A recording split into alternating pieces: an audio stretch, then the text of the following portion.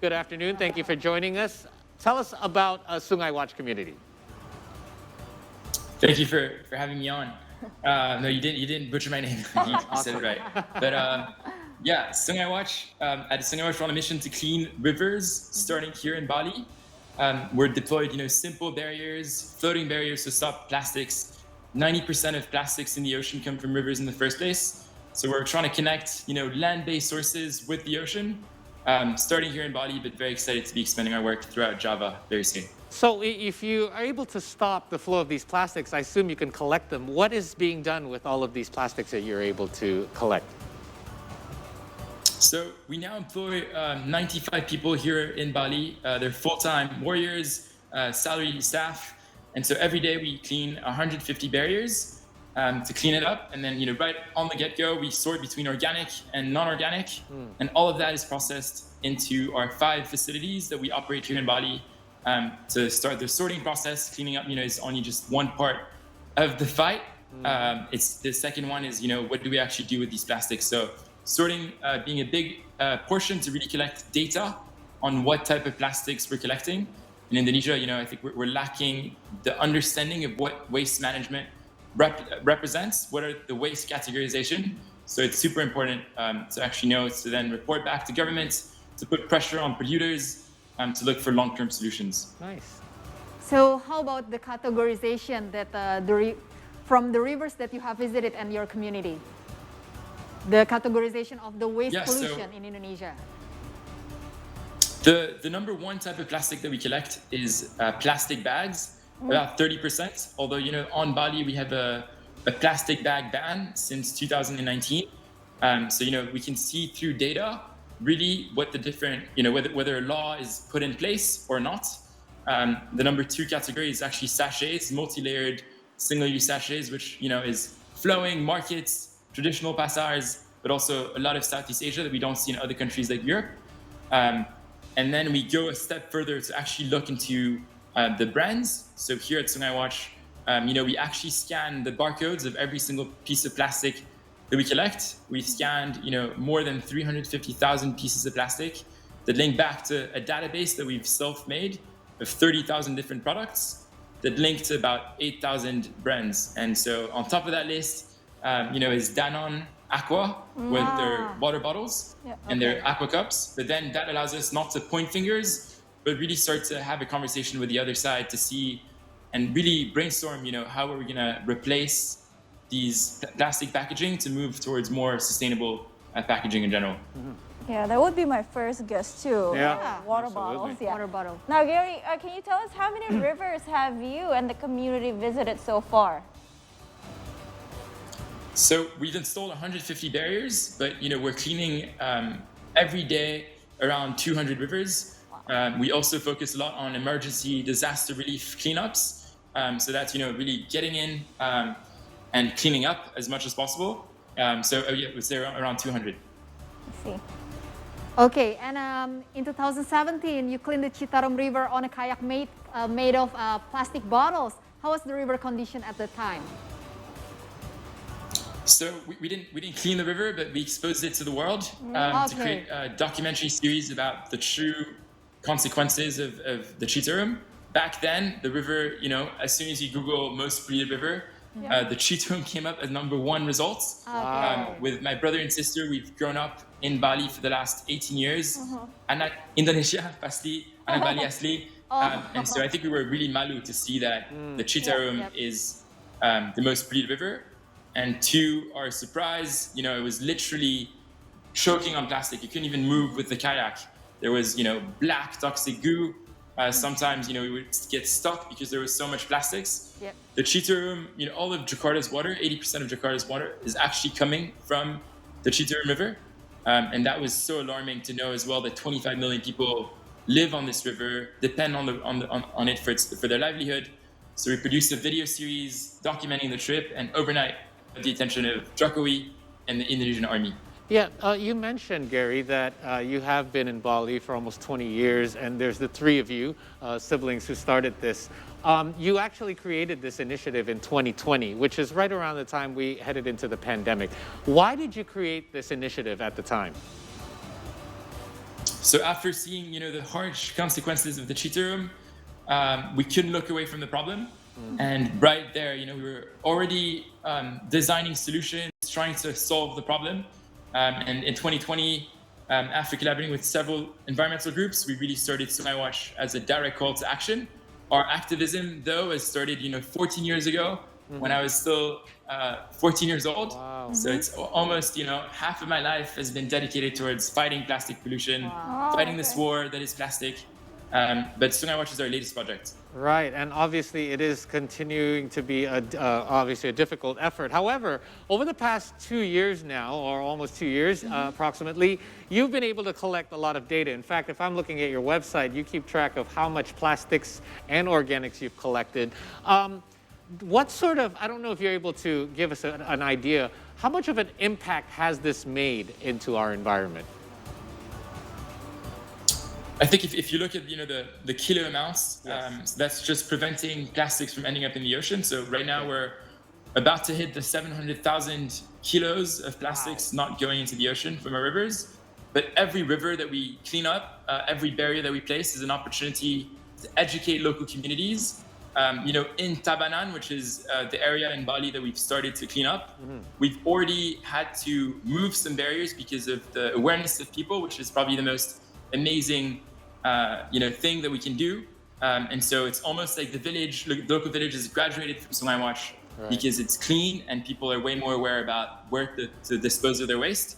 In one river in Denpasar in Pemogan, fish have come back after 7 months of cleaning it up. That's great. In South Bali, in the mangroves, after cleaning 22 hectares, for 2 months with a troop of 100. Now, a year later, after our crazy cleanup, the mangrove has come back to life. So I think, our impact is truly an awakening to see that if we let nature rest, it can come back. And I think that's what keeps us going, to make sure that we can potentially win this fight in our lifetime. I'm amazed at how quickly nature can heal itself once we allow it to, as long as we give it a chance. Yeah. Give it a rest, just like Gary said. Okay, Gary, and out of all the rivers that you and your community have watched, which one is the cleanest and which one is the, not so bad and can become a kind of example for others? I think, we're not yet there to say that a river is fully cleaned. I would never drink the water of a river yet, but maybe hopefully soon. Okay. But I think, we're seeing, before, after photos, fish coming back. So that's definitely already in a couple rivers, including one in Tabanan, which is the one right behind Tanalat in Braban, Kediri. But I think the dirtiest river to date is still the Citarum in Jawa Barat, in West Java. And so, that's hands down. But it's been getting, a big cleanup. But definitely, I think the most horrific river we've ever experienced. All right, now Sungai Watch is seeking to clean all Indonesian rivers and turn them into a reliable livelihood for locals by 2025, if I'm not mistaken. So, how do you plan to achieve that? Tell us your future, schedule that we want to know. I think that is a very optimistic goal. I think that this year being G20 gives us a lot of credibility here on Bali, cleaning up the mangroves where, 50 meters away, we're going to have presidents meeting together, discussing, key social issues, including the environment. We really just need a big push. So if, I don't know if Bapak Jokowi or Pak Luhut may be watching this, we need your help more than ever. Yes. And we need to scale this up. We've managed to scale up, with very little funding, just with our true hearts and passion, 150 rivers in Bali. Next week, we're installing our first barriers in Banyuwangi in East Java and going to be installing a network of 50 barriers. And I think we've proven the scale of our work, but now we need, massive governmental support to be able to expand throughout Indonesia's dirtiest rivers. So, Gary, you also speak about outreach and education, and I think education is so important, especially when you talk to local communities about what they can do, just little things that they can change about their daily activities in order to prevent this from even happening to begin with. So how is that going? And do you ever get any sort of pushback from local communities when it comes to, perhaps changing things like not using so much plastic and things of that sort? I think, consumers are probably the biggest change agents in order to stop plastic pollution. Plastic is something that we all use on a day-to-day perspective. We all use plastic whether we like it or not. True. And we potentially already all have plastics in our blood. It's even to the point where it's raining microplastics. Yes. And so I think there's a big gap in awareness here in Indonesia. And I think that's where we need to go above and beyond to bring plastic pollution in daily conversations. Cleaning up is just disaster relief. It's not really the entire solution. What we really need is for people to truly understand, the health impacts of using plastics and how, in a couple of years, we'll all be plasticized. So I think there's a huge level of work of awareness, and that's something as well that Sungai is focusing on. With visuals, with crazy visuals, we can open up mindsets. And I think that speaks for itself. When we see a dirty river, I think people, above and beyond now are becoming very shy about it. Right. And I think it needs to keep on pushing. But, we can all individually stop our usage of plastic, starting, one plastic bag at a time by bringing an alternative bag to a single-use plastic bottle and bringing, a reusable bottle. Those are such small things that we can do, but the problem, is a lot more complex when we look at infrastructure and how to properly handle, our waste streams. Yeah. So many places in Indonesia still openly dump plastics in rivers, and I think that's really where our core focus will be over the next year. And I think people need to just change their mindset about not having to change overnight. I mean, just reduction bit by bit is key. I tell people all the time. I tell my kids, just reduce what you use a bit at a time, and slowly you won't need it anymore. It's like, rather than trying to rip off the Band-Aid, and sometimes people find that way more difficult to do. That's true. And speaking No, of completely. plans, which one is being realized or about to be realized by you and your community right now? Could you repeat the question? Okay. Sorry. Speaking of plans that you and your community have on Sungai Watch, which one is being realized or about to be realized right now? So it's really the expansion to Java, bringing our project outside of Bali and scaling it up. Yep.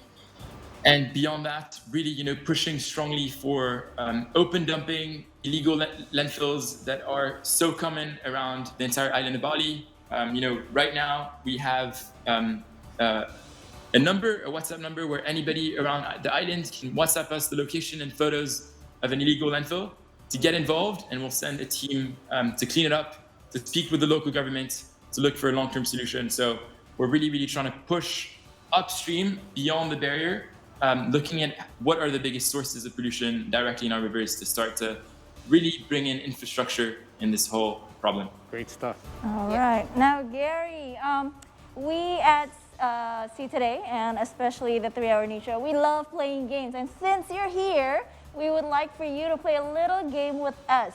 So this is what we're going to do.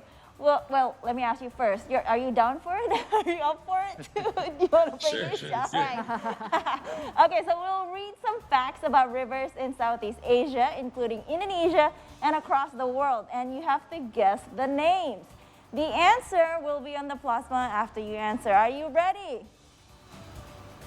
Okay, this is tricky. All right, here we I'm go. just your humble riverman from Bali, so let's see if I know these rivers. All right, so the first one. I am located in a big city. I flow through West Java and Jakarta. Now, I often cause floods whenever heavy rain occur in the city. And I'm also known as the Queen from East.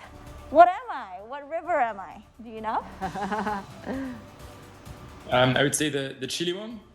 Let's River. see the answer. River, let's have a look. See.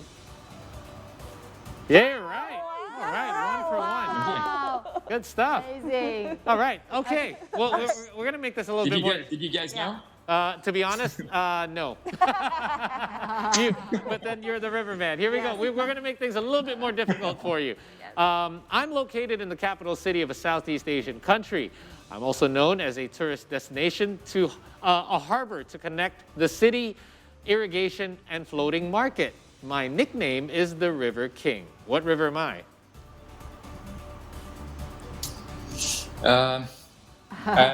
hesitating between two rivers, either the Mekong River or the Kang River in Malaysia. Let's see which one. Ooh, okay, let's have a look. Okay. I know where this is, I just don't know the name. Let's have a look. Okay, let's see on the plasma. Chao Phraya. Okay, this is Okay. in Thailand. Yeah, I thought that's what Yeah, this was. yeah, Okay, yeah. yeah, right. Okay. Almost right. Very Okay, the third one. It's going to be the most difficult. I'm a transboundary river which flows through India and Bangladesh. I'm also known as the sacred river. Can you tell me what river I am?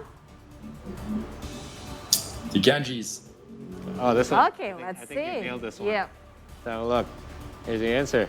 There you go. Perfect.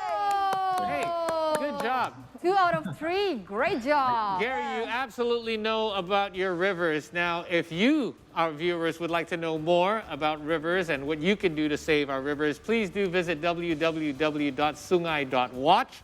There you can find out more about what you can do to help your community. You can make donations. You could read their annual impact reports and how it's doing for the environment, as well as you can report a dirty river. So if you have a dirty river in your area, there's a spot right there to contact the Sungai hotline. And as well, you can be part of the movement and be a Sungai River warrior as well and join the movement and help them out as well. Gary, thank you so much for your time. We do appreciate it. Oh, I forgot to mention, there's also an Instagram, Sungai Watch. So go Okay, there and don't check forget that to out. follow, guys. Yeah, give it a follow. Gary, thank you so much for your time and for you all so of your much, guys. efforts to make our country a better place. And we wish you all the best in your efforts to keep on striving. Thanks. Thanks, Gary. Good Thank you so much luck. for your time.